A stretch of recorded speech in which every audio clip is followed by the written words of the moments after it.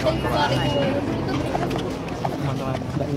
itu soal laporan rating semua senjata enggak? Ada ya. Thank you. Menteri Keuangan Sri Mulyani Indrawati memilih untuk tidak memberikan komentar terkait kabar rencana pengunduran dirinya dari Kabinet Merah Putih. Saat dikonfirmasi oleh wartawan pada Rabu, 12/3/2025 malam, Sri Mulyani hanya memberikan senyuman kecil tanpa mengucapkan sepatah kata pun. Momen tersebut terjadi setelah Sri Mulyani menghadiri acara buka puasa bersama Presiden Prabowo Subianto di Istana Kepresidenan. Kabar mengenai rencana pengunduran diri Sri Mulyani telah beredar luas di berbagai media massa dalam beberapa hari terakhir, sehingga memicu pertanyaan dari para wartawan. Sri Mulyani menjelaskan bahwa pertemuannya dengan Presiden Prabowo pada hari itu adalah untuk melaporkan kinerja anggaran pendapatan dan belanja negara. Sebelumnya, saat tiba di istana, Sri Mulyani juga enggan mengungkapkan agenda pertemuannya dengan kepala negara. Sri Mulyani, yang telah menjabat sebagai Menteri Keuangan di bawah 3 presiden berbeda, dikenal sebagai sosok yang profesional dan berpengalaman. Keputusan Sri Mulyani untuk tidak memberikan komentar terkait isu pengunduran dirinya menimbulkan spekulasi di kalangan publik. Pada kesempatan yang sama, Anissa Paan akrabnya juga ditanya soal konferensi pers laporan APBN kita periode Januari 2025 yang belum kunjung dirilis di tengah isu kinerja pajak yang anjlok. Selamat datang di Ermo TV.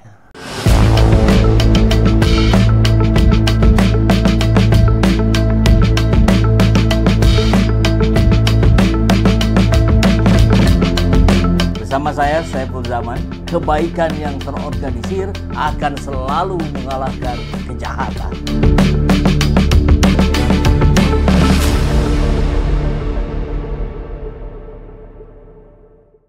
Kita semuanya tahu bahwa negara kita ini duitnya banyak. Ada yang disembunyikan di bawah bantal, ada yang di bawah kasur, ada yang disimpan di luar.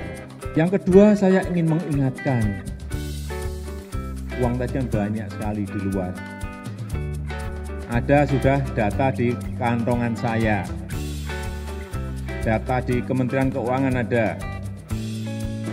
Di situ dihitung ada 11.000 triliun yang disimpan di luar.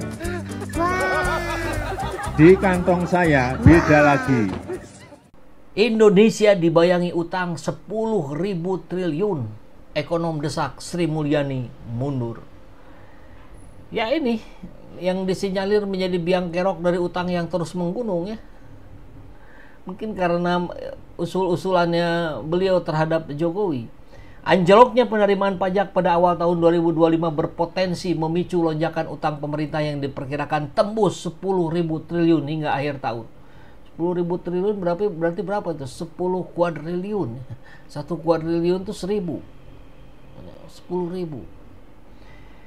Direktur Eksekutif Center Economic and Law Studies, Bima Yudhistira mengatakan kinerja pajak yang jeblok hingga 41,8% akan berdampak pada defisit APBN yang melampaui batas 3% dan mempengaruhi utang Indonesia. Bayangkan kalau Januari saja utangnya sudah naik 43,5% dibanding periode yang sama tahun lalu, maka 2025 diperkirakan utang pemerintah tembus 10.000 triliun.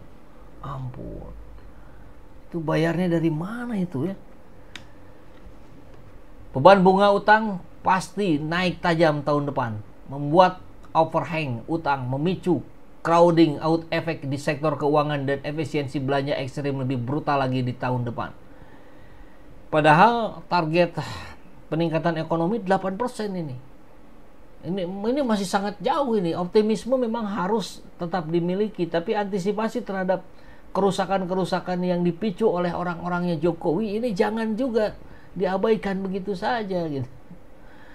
Kan bahaya kalau gitu terus. Maka kami mendesak Sri Mulyani, Wakil Menteri dan Dirjen Pajak untuk mundur karena gagal menjalankan mandat disiplin fiskal tanpa rencana jelas dan tidak berani melakukan terobosan pajak, justru merusak sistem pajak yang ada melalui buruknya implementasi core tax.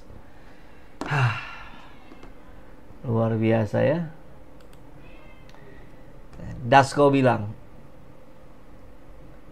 kabar Sri Mulyani mundur itu isu yang tidak berdasar. Kabar Menteri Keuangan Sri Mulyani mundur dari Kabinet Merah Putih ditepis oleh Wakil Ketua DPR, Sufmi Dasko Ahmad. Nah, ini kemarin-kemarin kita lihat ada pertemuan ya, buka bersama, tapi yang muncul fotonya hanya 2 orang, Prabowo Subianto dan Sri Mulyani saja. Nah, ini di tengah goncangnya kabar bahwa pada tahun 2005 awal Januari penerimaan pajak anjlok sampai berapa tadi? 64 triliun. Potensi hilang dari penerimaan pajak. Ini bukan hal yang main-main. Jadi sedang diapain itu Sri Mulyani oleh Prabowo? Wallahu a'lam bishawab ya.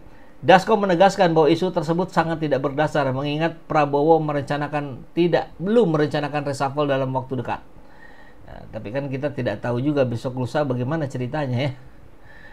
Karena kan patokannya Pak Prabowo adalah pada bagaimana kesejahteraan rakyat ini bisa terus ditingkatkan. Saya pikir isu yang dibuat di luar itu adalah isu yang tidak berdasar dan membuat semangat berpuasa menjadi kendor, kata Dasko. Waduh, jangan sampai kendor ya.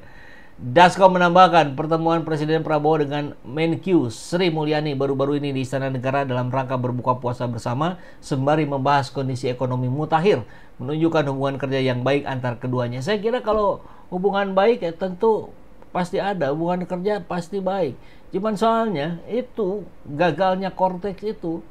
Nah pasti kan itu juga yang dibahas. Bagaimana bulan-bulan ke depan ini bisa teraup gitu ke 64 potensi yang hilang kemarin tuh masuk gitu. Cuman ya wallahu a'lam bishawab juga gitu, ketika Korteknya nggak beres-beres kembali ke sistem yang lama ya gimana? 1,2 triliunnya gimana juga itu pertanggungjawabannya. Sudah keluar 1,2 triliun, ternyata hilang potensi pendapatan 64 triliun. Kan nalar kita ini digoncang ini. Ya, dan saya cek kepada pemerintah belum ada rencana reshuffle. Dan kalau kepada Ibu Sri Mulyani belum sempat. Nah, jadi belum ada respon dari Sri Mulyaninya langsung ya. Kata ya kurang lebih kan begitu. Tapi yang harus kita ingat, nah ini apa yang disampaikan oleh Pak Prabowo. Coba kita tonton lagi nih. Saya nanti juga akan sisihkan dana, saya akan bikin penjara yang sangat,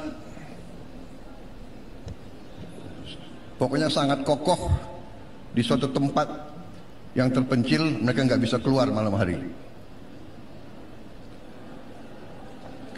Kita akan cari pulau. Kalau mereka mau keluar, biar ketemu sama hiu. Ya. Saya tidak akan mundur menghadapi koruptor. Saya tidak akan mundur menghadapi koruptor.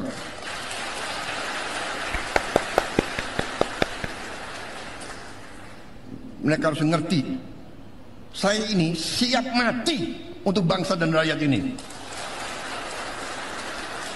Saya tidak takut mafia manapun, saya tidak takut. Apalagi ada Kapolri sama Panglima TNI. Masa kita takut? Apalagi guru-guru akan membantu saya ya. Ya. Ini sebuah statement yang tidak main-main saya kira. Berkali-kali diulangi, berkali-kali dibuktikan oleh Pak Prabowo. Jadi orang-orangnya Jokowi mohon sadar diri lah.